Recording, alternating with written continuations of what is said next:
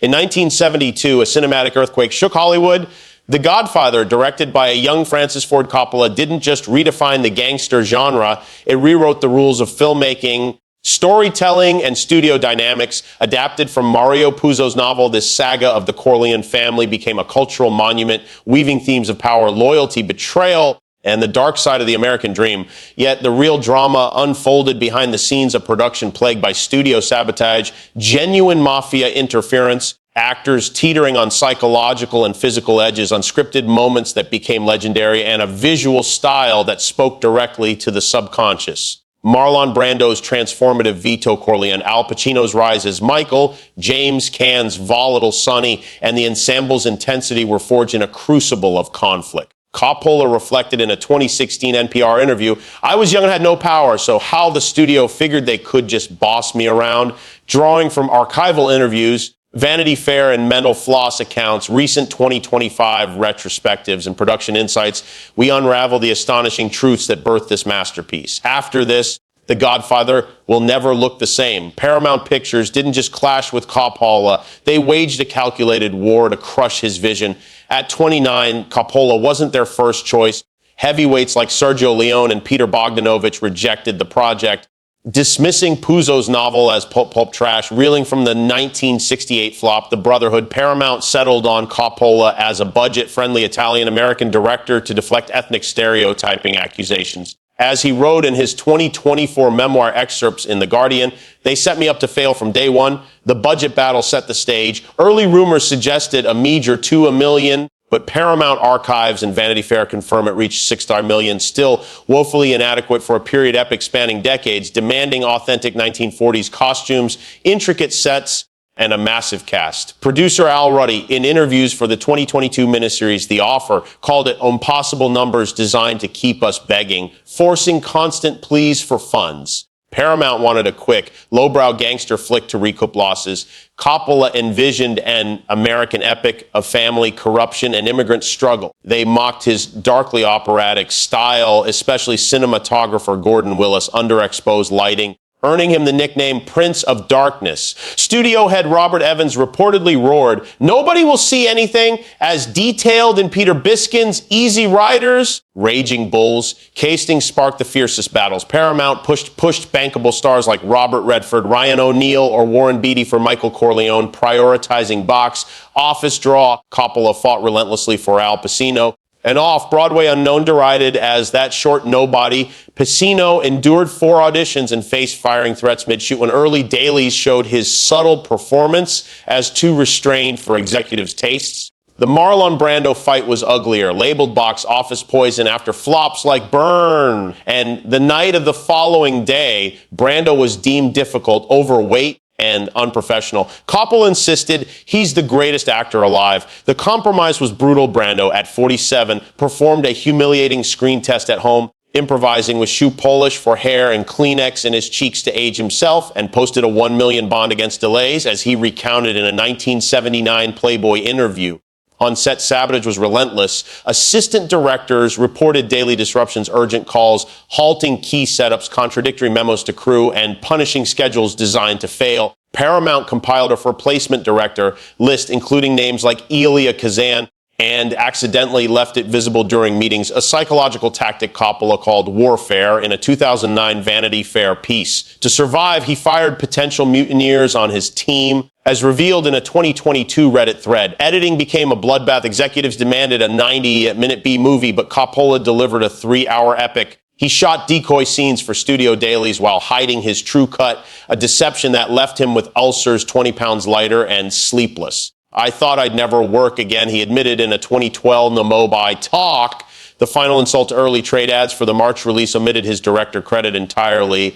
Yet, this crucible forged a masterpiece, proving artistic defiance could outlast corporate meddling. While Coppola battled the studio, a deadlier force loomed, the actual mafia. Producer Al Ruddy confessed in a 2023 New York Post article, "We weren't just depicting the mob, we needed their nod or face shut down." The Italian-American Civil Rights League, led by Colombo crime family boss Joseph Colombo Cern, launched a boycott decrying stereotypes, though their real aim was controlling the organized crime narrative. Colombo, who publicly denied the mafia's existence, mobilized protests, union threats, and a 500,000 lawsuit against Paramount, as chronicled in The Godfather Wars by Vanity Fair. Ruddy received an unrefusable summons to meet Colombo at the Park Sheraton Hotel, site of infamous mob hits like Albert Anastasia's 1957 murder. In a tense, smoke-filled room, Whizziguys demanded erase Mafia and Cosa Nostra from the script.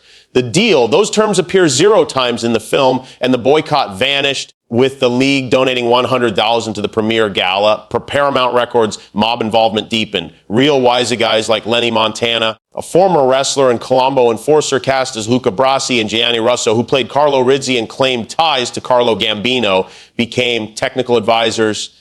They corrected nuances. How a Don gestures the deference in a soldier's stance. James Caan, in a 2013 Larry King interview, recalled they'd correct us, not suggestions, orders. Threats turned tangible. Ruddy's car windows were shot out in his driveway with a notee, shut down the movie or else.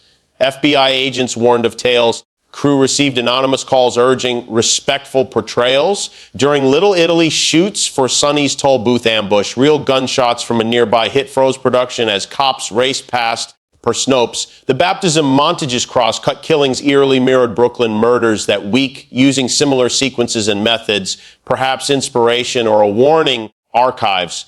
Colombo himself was gunned down at a 1971 rally during post-production, his public execution echoing the film's violence. We danced with the underworld, and they led.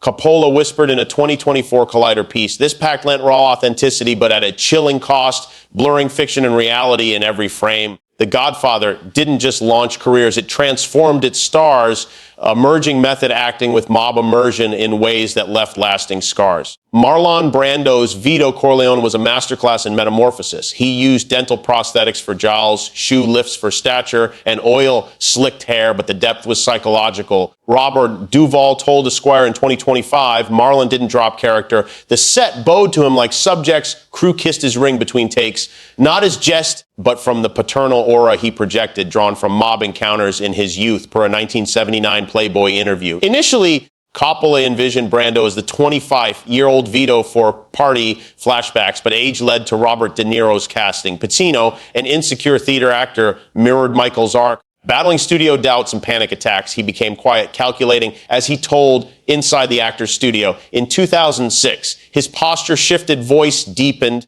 Isolation on set echoed Michael's alienation. Post-release, Real Whizziguys approached him in restaurants, whispering, you get us, a terrifying endorsement per a 2022 Business Insider piece. Pacino idolized Brando. Their final scene shows Brando's eyes darting and improvisation capturing Vito's fading acuity.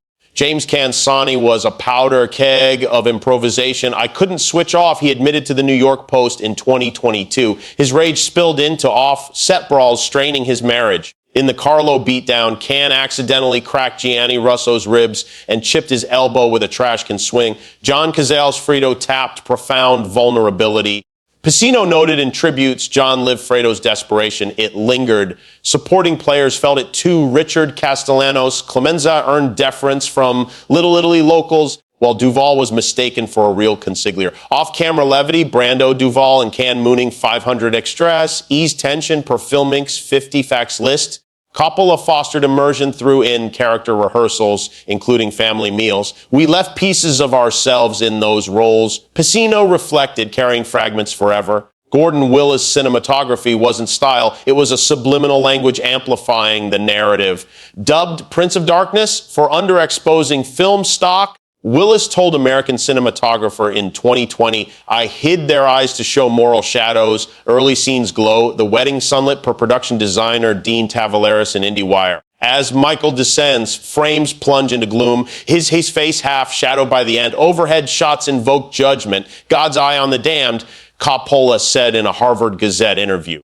Profiles signal duplicity, Michael's shift from frontal to side views tracks corruption, Orange's omen death, Vito's market spill precedes his shooting, Per set decorator, Philip Smith notes, doors frame moral thresholds, case closing door severs worlds. Low ceilings trap the lowly, vast shadows engulf power. Blending intimacy with menace in Vito's office. Windows divide loyalties, characters gaze outward, torn between family and society. Camera work evolves stable frames early, devolving to handheld chaos, mirroring moral disarray, per operator Michael Chapman and British cinematographer. Religious irony peaks in the baptism, sacred vows intercut with profane slayings, exposing hypocrisy. Willis, 1A5E5E1 aspect ratio induced claustrophobia, trapping characters in obligation. His brassy yellow-red palette, practical lighting sans fills, and 40mm and lens preference created geometric patterns that influenced generations, as 17 DPs told IndieWire in 2022. This subconscious dialogue haunts viewers, communicating directly to the psyche. The film's most iconic moments weren't scripted. They erupted from chaos. Brando's cat stroking opener. A stray wandered on a set. He cradled it instinctively, juxtaposing menace with tenderness. Coppola kept it rolling. I'll make him an offer he can't refuse. Gained mythic status from Brando's whispered delivery. Can Sonny shown in improv, smashing an FBI photographer's camera and tossing cash, humanized the brute. Leave the gun, take the cannoli. Castellano ad-lib the dessert callback, blending domesticity with death. Pacino's restaurant turmoil, Coppola suggested train sounds for anxiety, added in post unlocking Pacino's pivotal gaze. The hospital's suspense arose from a lost location, birthing tense corridors. Vito's death, Brando proposed orange peel fangs for playful innocence with his grandson, turning a standard exit into poignancy. Luca Brassi's stutter, Montana's genuine nerves, Coppola scripted a rehearsal around it. The fruit vendor toss during Sonny's fight, Ken's filler during lighting delays, Brando's slap to Johnny Fontaine, improvised intensity rooted in the book. These accidents birthed the soul. Coppola mused in a 2024 YouTube retrospective, The Godfather didn't succeed. It ignited new Hollywood, grossing $250 million worldwide, the top earner of 1972. Saving Paramount from bankruptcy, it shifted power to directors, birthing the auteur era for Scorsese, Spielberg, and Lucas Perbiscan. Pacino became a legend, Cannes typecast in tough roles. Brando revived to $3 million cameos. It reframed organized crime as a capitalism allegory per Gay Talese, spawning phrases like sleeping with the fishes. It elevated Italian-American portrayals from caricatures to tragic complexity, influencing Scorsese's work. Techniques like location shooting, natural lighting, and realistic violence became standards. Oscars for Best Picture, actor Brando, who boycotted, and screenplay validated the shift from the old studio system. Yet, its blockbuster model ironically fueled profit-driven sequels that eroded creative risks, as critic Andrew Sarris warned. 50 years on, its grip endures, studied for timeless themes, as Harvard's Hayden Guest noted, from studio skirmishes to mob machinations, actor alchemy to visual poetry, unscripted gems to enduring legacy. The Godfather was a tempest that birthed immortality. Coppola's family of collaborators echoed the Corleone's loyalty, sacrificing for vision amid chaos. It affirms art's triumph over compromise. If this dive resonated, like and subscribe for more cinema revelations. Share your favorite scene below. Has this changed your view? Next, another 70s saga's untold turmoil. In Hollywood, shadows hold the true tales.